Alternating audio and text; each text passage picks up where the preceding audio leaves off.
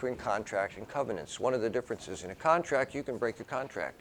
Someone doesn't keep the other terms of agreement, they violated the contract, you're not bound by it anymore. But in a covenant, that's a binding agreement and it never ends unless someone dies. Then there's no other party to be in covenant relationship with. So it's a much different relationship than contract. Fourth law is gratitude. Fifth law, accommodate himself by getting along with other people. Sixth law, the need to pardon offenses against one. In all, there are 19 laws altogether, which he summarizes as the golden rule. Do not do that to another which you wouldn't want done to yourself. So he does have some kind of regulations here he's asking us to embrace. Whoops, sorry about that.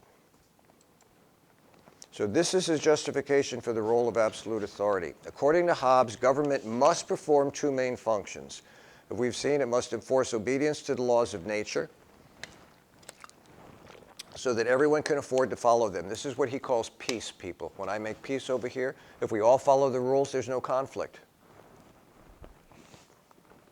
Indeed, once the ruler is chosen, he will punish violations of these laws, and so adherence will be not only the possibility, but mandatory.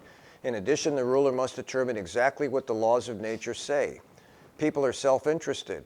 Though the basic contents of natural law can be ascertained by all alike, each person will understand it in a way that favors himself. Therefore, a single authoritative interpretation of the laws of nature is necessary. What Hobbes is saying here is simply that because we are self-interested, because we do own ourselves, he accepts that, and we're self-interested, we may want to tilt the playing field in our favor when it comes to application of laws. One of the examples that we'll use towards the end of the semester is affirmative action. If you can tilt the playing field in your favor, why wouldn't you? So there's 50,000 people going to apply to medical school and they have 5,000 seats. Who's going to get in? Well, one of the questions they always ask at a college is, has anybody from your family ever attended before? And they have you check the box. It's called a legacy admission. You're advantaged because they took advantage of their own situation. When you get out of the military, this is asked all, do I have former military, current military? I have some former military. Whenever you get out and you apply for a job, they always want to know, are you former military? And you check one of the boxes. Did you serve during wartime? Check one of the boxes. Were you wounded in combat? Check one of the boxes. So it's a privilege that's accorded to some and not to others. And Hobbes recognizes that our self-interest would motivate us to want to tilt the playing field. Well, how do you make sure that the playing field is as level as it can be? Hobbes suggests it must be the Leviathan, someone to interpret the law. Someone who says, I can't advantage you, or it would unbalance the state of nature, and people would want to go back and defend their own self-interest, and before you know it, we have chaos and we have war again. He says, disagreement about the law is inevitable because of self-interest. Confronted with controversy, each person naturally prefers his own interpretation. Only with the erection of government can a single generally accepted interpretation of the laws of nature be produced. This will be in the form of civil laws, which Hobbes views as the ruler's interpretation of natural laws. As long as the government has sufficient force, it can compel obedience to these laws, and so put an end to the horrors of the Hobbesian state of nature, war of all against all. To erect this state, each individual must enter into a covenant with every other. So the covenant begins amongst everybody who's going to be involved in this contract. A covenant is a contractual agreement which binds at least one party to some future performance. The precise form the covenant takes is as if everyone says the following formula to every other man: I authorize and give up my right of governing myself to this man or this assembly of men on this condition, that you give up your right to him and authorize all the actions in the same manner.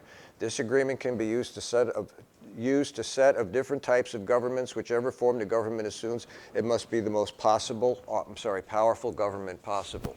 So at the heart of his covenant is we all agree to do the same thing and to put ourselves in the same situational relationship to whatever this Leviathan is. And if we can all agree to that, then no one's got a gripe. We all place ourselves in the same situation. No one is advantaged. No one can take advantage of the situation because we've all agreed that we're going to be in this together, and we're going to be in it the same exact way. So you all have the possibility of getting an A this semester. It's not prejudiced on male or female. It's not prejudiced on ethnicity. It's not prejudiced on social status or economic status. And when you came into class the first day, that's exactly what I said to you. How many of you would like to get an A for the day? Fine. I'm okay with that.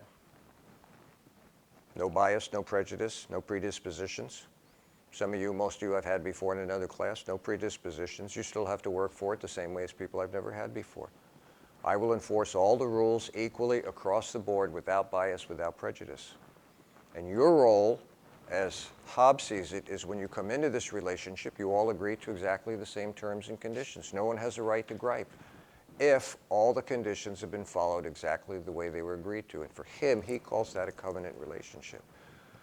People surrender their right to disagree, to argue, to complain if they didn't get what they wanted, scarcity of resources, because we started out on a level playing field. We all said that we'd agree to this covenant. And we would invest the authority of understanding, interpretation, and enforcement in a single, whether it's a person or a small group of people, that he calls Leviathan. And he says that is an assured way of allowing for stability in the social relationship we have with one another. Questions? Is there anything wrong with that inherently? I mean, it sounds fair. In fact, it sounds safe. If I have 10 children, maybe I get 3 gallons of milk. You have 1 child, maybe you get 1 gallon of milk. But either way, you'll get your needs met. There'll be a distribution of goods so that everybody is taken care of. We won't be at each other's throats. We won't be fighting in the store over scarce resources because they'll be distributed in the fairest way. Even when there aren't an abundance of resources, they'll be distributed in a fair way. And the Leviathan will make sure that happens because that is what provides stability and a lack of conflict, fairness. The question is whether we can trust the Leviathan to do that. What would make you strive for more? Say again? What would make you strive for more? Why would you do anything extra than what you're asked to do? Well, that's a good question. What benefits would you get? If it upset the system, Hobbes would say there's a great disbenefit to that rather than benefit. Of course, from a Lockean point of view, well, why shouldn't I be allowed to merit the most I can get? If I work harder than you do, why should I get less or an equal amount? And those are the conflicting theories we have. And we try and provide that in both. I mean, we have laws in our system that's motivated by greed, capitalism. Get all you can all you get, and sit on your can. You earned it, you ought to be allowed to keep it. We have laws that are supposed to regulate the fairness of that, whether it comes out that way or not. But there are laws of fairness that are incorporated across the board, regardless of whether we adopt Hobbesian rule or Lockean rule or anybody else we're going to explore this semester. So what would be the motivation? For Hobbes, that's a great question. For Hobbes, it's always to avoid the carnal state of nature. He said, once you violate that rule of putting all your authority, you place your authority, it's not taken from you, you place your authority in Leviathan, it's to your benefit, or else for him we immediately go back to the possibility of state of war. War against all. That's the presumption that we can challenge, and I think it's very challengeable. But there's a sense of security, and a lot of people frankly embrace it, or we'd probably have a different, maybe worldwide situation than we have right now. Say again, dear. I'm sorry. Wouldn't that stem like innovation? Yeah, of course it would. Yeah, there's always a trade-off. No point in like working hard to become a Yeah, I can agree to that. On the other hand, too much greed, and we'll get to this when we get to capitalism, too much greed can ruin the whole system. It's called monopolies. One person accumulates way too much so there isn't enough for everybody else. And then we produce conditions that people say are intolerable, and we have another revolution because the king owned everything. Now we can still do it kind of in a capitalist system that turns oligarchical, where the power is in just a few of the wealthiest. And it can become very dangerous for us as well. But your point's well taken, both of those. Those are the counter-arguments to Hobbesian thinking. You know, and what gets surrendered here is self-ownership. Once you own yourself, you should have the right to make decisions for yourself based on self-interest for your own kind of manifest destiny. I mean, you all are here, and you're here for a reason. You have goals in mind. You have aspirations in mind. That's what comes out of Hobbes' Lockean thinking, that you're allowed to determine your own destiny. And for someone else to come by and say, well, you're really the best garbage collector there is. You need to be a garbage collector. We're not going to let you play flute. It's like, say what? What? But there are some systems of government, Aristotelian system of government, that thought if you were a good garbage collector, you should choose to let the state help you be the best you could be. Well, wait a minute, what about my freedom? No, your freedom doesn't count in his system. He doesn't believe in democracy. You should serve the state serves you by developing your talents, your virtues to their highest capacity. So would you say that Hobbes' like authoritarian type of government would have an effect on like modern day communism? It's embraced by them as a form of justification, I think. You see, Hobbes, that's a great question too. Hobbes doesn't see that as a necessary outcome. He really sees if the Leviathan acts the way they agreed to, then everything's okay. It's a utopian kind of theory. If we all just minded our own business, did what we're supposed to do, then we wouldn't go back to the state of nature. That's the thing he's avoiding, this war of all against all. And for him, the pivot point is the Leviathan holds it together. But the people have to choose. The people are still involved. The people have free will. The people have choice. They choose to invest all of their power. And once they invest their power in Leviathan, they don't have it again, unless the Leviathan violates the basic covenant, the welfare of the people. Then and only then do they have a right in Hobbesian thinking to overthrow the ruler. But then you overthrew the ruler for another ruler. Because only when you have this magnanimous control are you safe from nature, from the state of war against all. So if we don't buy into state of nature that he sees, and Thursday when we get together, there's someone else who says, no, nature's not like that.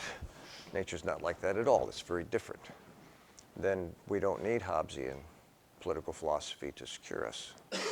Because his whole philosophy hinges on nature is violent, and people, in order to preserve their self-interest, will do whatever it takes, including killing one another. And then we go back to the English Revolution, 200,000 people killed in war, war, war, war.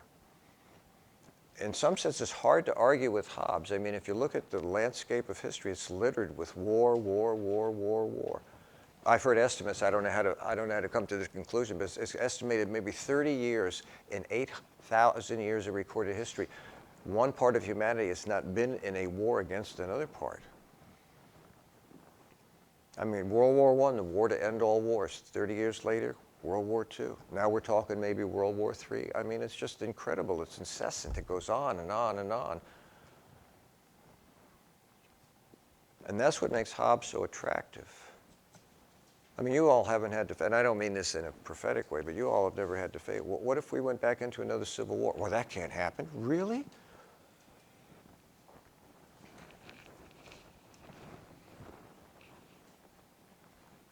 I mean, the last one was just supposed to go out in the field and last for an hour or two, and it would be all over, and it became absolute carnage. They thought they were just going to go out for an afternoon's thing, and one side would win, and it would be all over.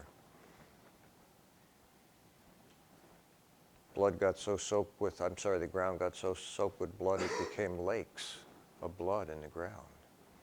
And it went on, and it went on, and went on. Wars have a habit of doing that, going on and on and on. Maybe Hobbes is right in some regard. I don't know that we should write him off.